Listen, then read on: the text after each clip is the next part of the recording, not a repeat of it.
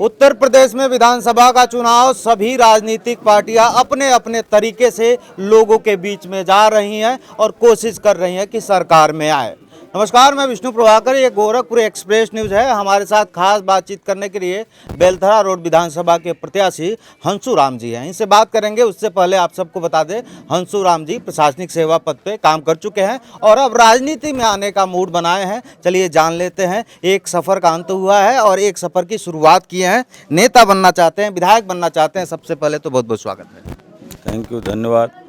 Belthara road का विधायक बनना चाहते हैं, क्या विजन है? बेलथरा रोड को कैसे विकसित कर रहे हैं और क्या योजना है? क्या मुद्दा लेकर, क्या योजना लेकर लोगों के बीच में जा रहे हैं?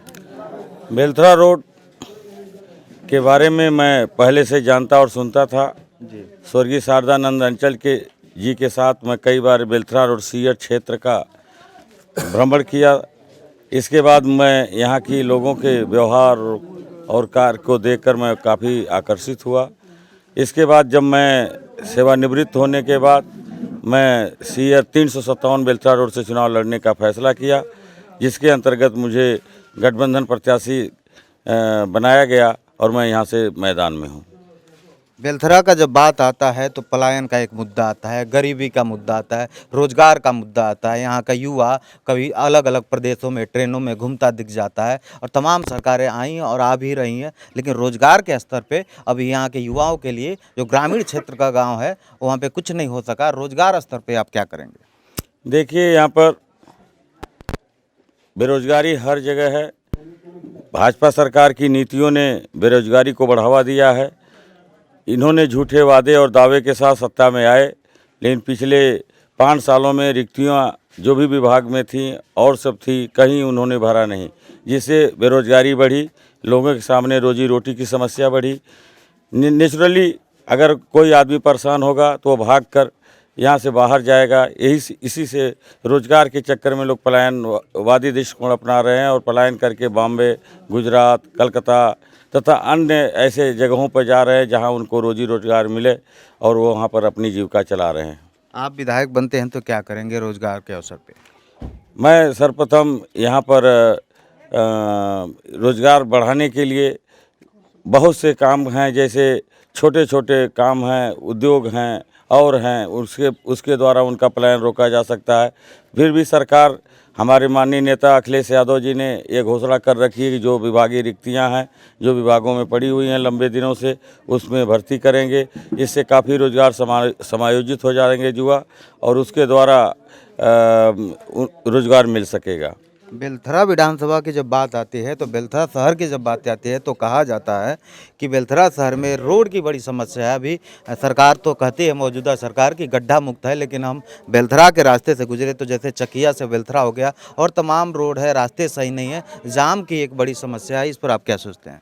मैं यहाँ विगत दिनों से मैं यहाँ चुनाव अभियान में जो मैं कैंपेन कर रहा हूँ, गांव की गलियों से गुजरता हूँ, सड़कों से गुजरता हूँ। इतनी घटिया रोड, इतनी खराब रोड कभी भी किसी विधानसभा क्षेत्र में नहीं देखने को मिली। ये भाजपा सरकार की कथनी और करनी का अंतर है। यहाँ पर पिछली बार यहाँ की जनता ने गुमराह होकर उनके झूठे दावे और नारों में आकर उन्होंने यहाँ इस भाजपा की सरकार को बना दिया था और यहाँ से भाजपा का विधायक चुना गया था।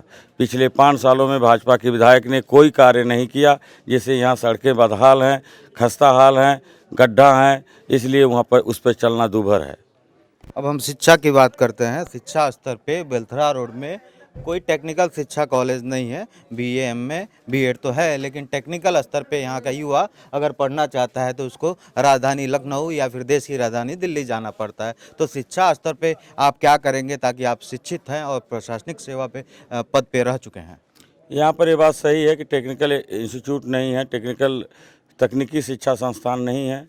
मेरे संज्ञान में यह बात है। यहाँ पर एजुकेशनल प्राप्त करने के लिए काफ़ी शैक्षणिक संस्थान है, लेकिन तकनीकी शिक्षण संस्थान, मेडिकल, स्वास्थ्य से संबंधित लेने के लिए मेडिकल कॉलेज आदि की जैसी सुविधा नहीं है।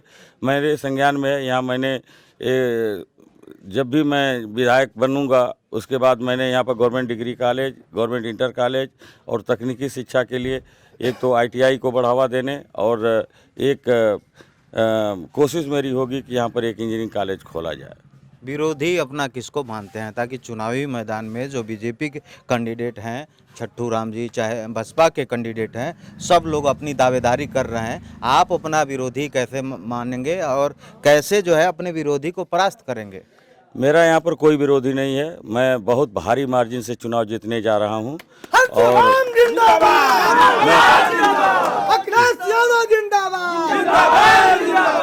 योगी बाबा ने कहा है कि बुलडोजर जो है रिपेयरिंग करवाने के लिए भेज दिए हैं। 10 मार्च को बुलडोजर वापस निकलेगा तो क्या ओम प्रकाश राजभर और अखिलेश यादव योगी बाबा का बुलडोजर रोक पाएंगे? मैं इस चीज़ पर कोई बहुत कमेंट नहीं दूंगा, लेकिन यह निश्चित है कि 10 मार्च के बाद अखिलेश यादव जी की सरकार बन रही है। मेरा आखिरी सवाल 10 मार्च को क्या होगा? 10 मार्च को रिजल्ट की प्रतीक्षा करिए।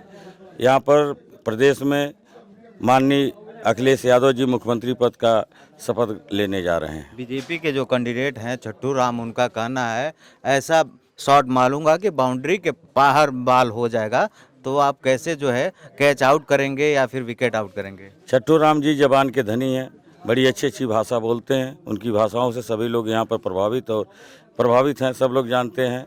कभी कुछ बोलते हैं, कभी कुछ बोलते हैं। वो मेरे विरोधी रह ही नहीं गए हैं, वे बहुत तीसरे स्थान के लिए वो लड़ाई लड़ रहे हैं। तो 10 मार्च की तैयारी आपने कर लिया है? बिल्कुल मैं सीधे यहाँ बेलथरा रोड की जनता, अब मेरा चुनाव जनता लड़ रही है, यहाँ कार्यकर्ता लड़ रहा है और मुझे विधानसभा भेज रहा है। आपने हमको समय दिया, बहुत बहुत धन्यवाद। तो हमारे साथ खास बातचीत करने के लिए बेलथरा रोड विधानसभा के सपा गठबंधन के प्रत्याशी हंसू राम जी थे। अब देखने वाली बात होगी कि 10 मार्च की तारीख को क्या होगा। बेलथरा की जनता किसको अपना विधायक बनाती है और यूपी के जनता किसको सरताज बनाती है, ये सब देखने वाली बात होगी। फिलहाल दे दुनिया पूर्वांचल की खबरों के लिए आप सब गोरखपुर एक्सप्रेस में